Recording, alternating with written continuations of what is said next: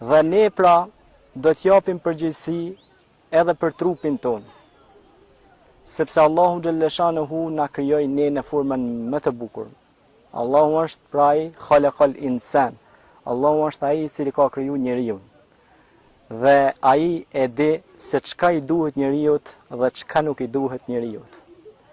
Dhe ai përmes obligimit me agjerim na ka treguar se agjerimi jo vetëm që është ibadet, por është edhe shëndet. Përmes agjerimit do të thot njeriu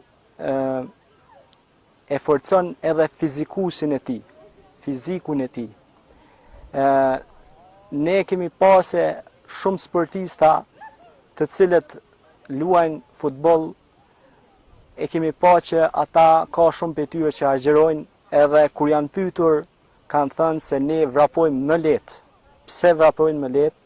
Për arsye se ushqimi e ngarkon trupin dhe ne duhet ta dimë se ushqimi me mas dhe mos teprimi në fe është një ilaç dhe një solucion shumë i mirë. Dhe agjerimi na mëson që mos ta teprojmë dhe mos ta rrezikojmë shëndetin ton, sepse ne dimë që është një smundje shumë e njohur, smundja e obezitetit, e cila është tek preparatet e sotme, është tek ushqimet e sotme, të cilat janë me OMG të modifikuara gjenetikisht.